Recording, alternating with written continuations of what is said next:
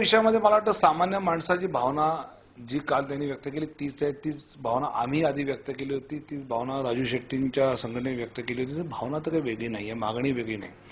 खरं toll culture तर आम्ही आणलं महाराष्ट्रात, पण ते आणताना जे नियम गडकरी साहेबांनी केले होते की ठराविक अंतरानंतरच असतील, विशेषतः राष्ट्रीय महामार्ग आणि राज्य महामार्गावर टोल असेल, बाकी गल्लीबोळामध्ये टोल नसतील. पण या काँग्रेस राष्ट्राच्या लूट सरकारने सगळे नियम दाव्यावर बसून किंवा लुटीसाठी टोल चालू केला आणि त्याची ही रिॲक्शन आहे, हे स्वाभाविक आहे. फक्त महाराष्ट्र नवनिर्माण सेनेने मागे सुद्धा टोल विरोधी आंदोलन केलं होतं, अशी तोडफोड केली होती. पण त्यानंतर काय झालं काहीच कळलं नाही.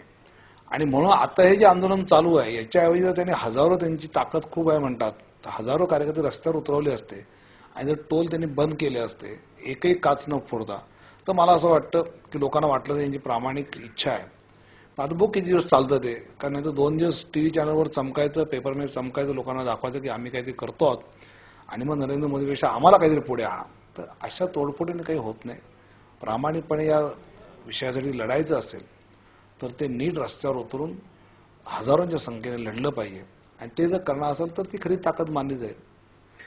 माणिकराव ठाकरेंनी आता मुख्यमंत्र्यांना असं मागणी केलेली आहे की केवळ कार्यकर्त्यांवरती गुन्हे दाखल करू नका, तर त्यांना प्रोवोक करणाऱ्या, त्यांना प्रोत्साहित करणाऱ्या, त्यांना बढावा देणाऱ्या जी कोणी लोक असतील, त्यांचे नेते असतील, सरळ सरळ राज ठाकरेंकडे त्यांनी अंगुली निर्देश केलेला आहे, त्यांच्यावरती ही कारवाई झाली पाहिजे. भारतीय जनता पार्टीचं नेमका काय स्टँड आहे? भारतीय जनता पार्टी कशी बघते या तोडफोडीकडे?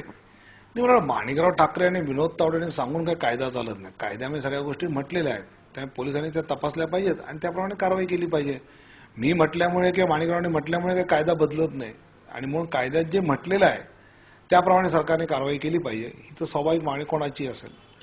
शिवसेनेने आरोप केलेला आहे की काँग्रेस, राष्ट्रवादी आणि मनसेची छुपी युती आहे आणि त्यामुळेच अशा पद्धतीचे आंदोलनं निवडणुकाच्या ऐन तोंडावरती हातात घेतले जात आहेत. आपल्याला काय वाटतं? मला वाटतं हे तर खरं आहे की निवडणुकीमध्ये कोणता तरी इश्यू शोधण्याचा प्रयत्न मनसे करत होती आणि हा इश्यूच्या माध्यमातून त्यांनी एक प्रयत्न याच्यामध्ये नक्की केलेला आहे. पण अर्थात मला असं वाटतं की याच्या आधी आम्ही सुद्धा घोषणा केली आहे, बाकीच्या पक्षांनी सुद्धा कोल्हापूरमध्ये चालवलेला आहे. हा इश्यू